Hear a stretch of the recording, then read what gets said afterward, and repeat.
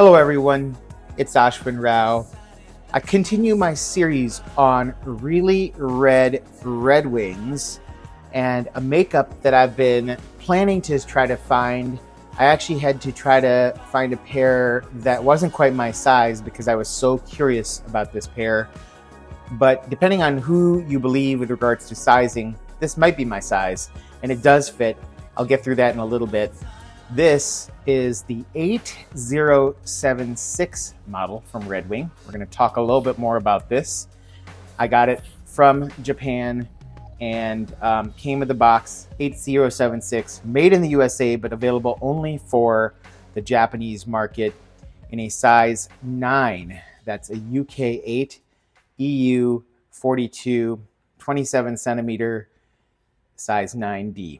So I'm typically a 9.5 in Red Wing footwear, but I tend to wear my Red Wing footwear with medium thickness socks. So I'm going to try this one out with dress socks to give myself a little wiggle because my foot length is actually about 27 centimeters on one foot and slightly less on the other foot. So I'm already tried them out briefly just to slip my feet in, and they do fit, albeit snugly. If you really like a snug fit, a 9D could work for a Brannock 10, probably a Brannock 9.5.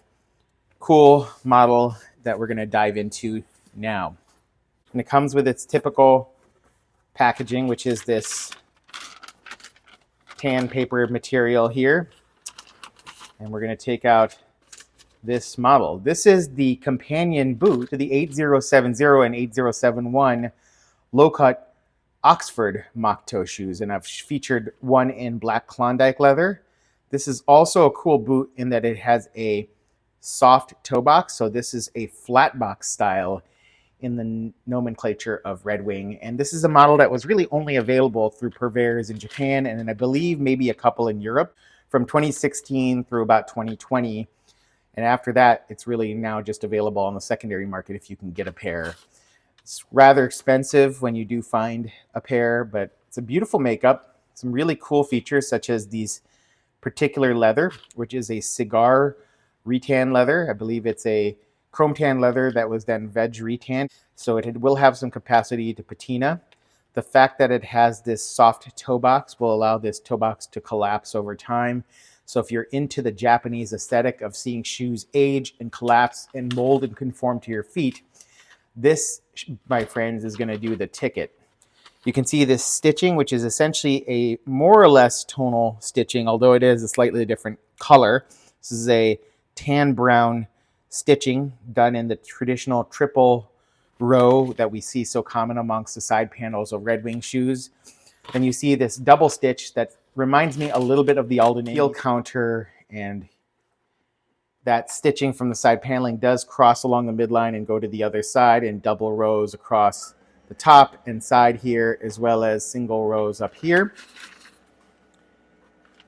We see 3 eyelets, 4 speed hooks, all tonally set, and a tongue here. This gives us an idea of the leather that is going to be in your shoe. So I believe this is not actually a struck through leather because you see the color of the inside, the rough outside of that leather here. And then it looks like it may have just been painted along the edge here. This model has a single insole, no midsole. This is our welt stitch, which goes 270 degrees with a contrast welt stitch there that matches the tone of the upper stitching, light tan stitch. I like the fact that this outsole here, this welt, has a darker color to it. It gives it a nice contrast. This has no midsole. And then the bottom is this really nice, from what I can tell, only available to Red Wing, Vibram King Bee Grow Cord sole. So there it is, Grow Cord King Bee sole from Vibram.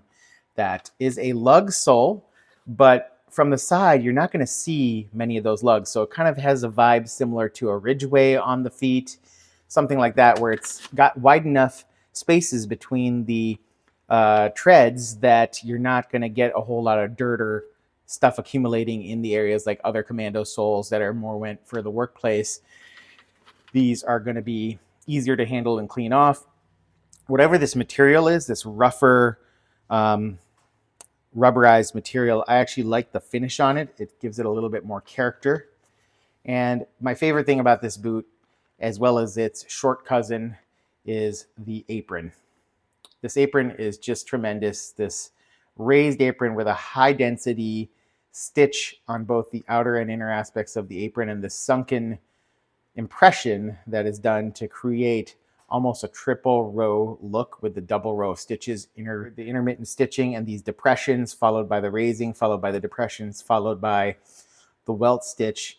Very all cleanly done at a level that I've seen higher for these Japanese market Red Wings than I've seen in other models. So really handsomely assembled and put together there. Here's boot number 2. Clean stitching along the upper, higher stitch density along the side panel stitching than on the triple row, which is typical. And as we obviously you can see this very high density stitch per inch pattern along the apron. But the variations on this stitch also give this boot some character. It just draws your eyes in from that typical triple Red Wing stitch row along the side panels to that unique apron to the collapsible toe box as the shoe ages.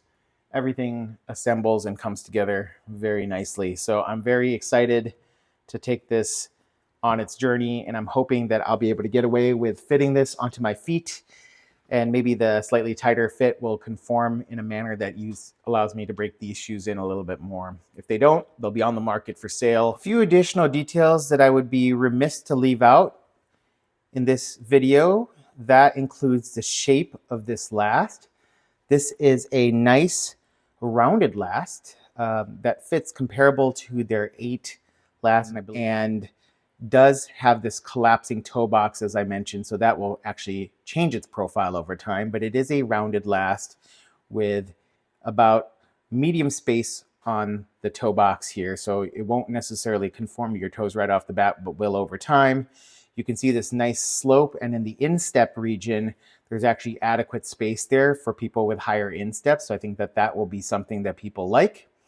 As you can see, this lacing system includes the 4 eyelets and 3 speed hooks. These laces are actually really robust. They're flat laces, they're somewhat wider, and they're waxed. So they actually have quite a bit of a temper or tension to them that makes it a little harder to lace, but should keep them nicely laced over time and maintain the shape of the shoe.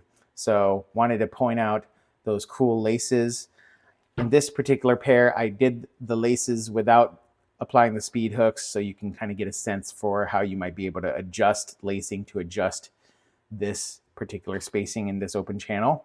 I also like this little detail that I didn't point out earlier, that this edge of the facing curves right here. So you see this sharp angle where the triple stitch meets these 2 layers of stitch that essentially line up along the eyelets and speed hooks, and this nice little V taper that you see right here that then joins that apron.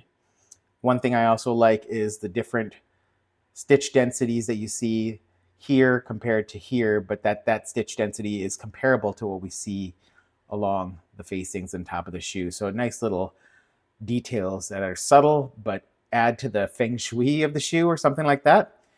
You see that the edges of the shoe are painted, and there is a lining along just the collar, but the shaft of the shoe is otherwise unlined. And the raw edge is painted black because if you look at the leather, it's actually not struck through over here. It's not the same color as the edge. So there is some painting going on here, as well as along the edges here that are done to create that black profile of the hard leather edges there. The sole, as I mentioned, is really nice. It has this this taper to it, which is something that I've seen in military style service boots of certain distinctions. I believe it's called a trooper heel, but it's something that is a nice little touch and makes this particular boot unique. The side paneling stitch and the way this shoe is lined up does remind me a little bit of the Alden Indy, and this color is actually reminiscent of the 405 orange colored Indy. For those of you who like to go digging for treasures amongst the boot community, I will finally be remiss in not giving you the name of this boot. This model, as well as its short boot model, which are the 8071 and 8070 models, are called the 1930S Sports models, and this is the 1930S Sports boot, whereas the others are the 1930S Sports Oxfords, even though they're actually all derby style footwear with their open channel lacing system. So just a lot of cool subtle details that make this one particularly desirable, hard to find on the market. Be fun to go digging, see if you could find your own pair. I'm really hoping that this pair works out for me despite it being a half size smaller than my traditional or a full size down from my Brannock. If you dig further along Red Wing sizing at Reddit or elsewhere, you're going to find a lot of different opinions on sizing challenges across lasts, across people, across models. And that's one of the fun challenges of matching footwear to your feet. So go have at it. Hope you're doing well. Take a look at this Sports Oxford boot from Red Wing and the Japanese market specifically for this really rare Red Wing. Hope you're all doing well. I'll talk to you soon. Take care and have a good one. Bye-bye.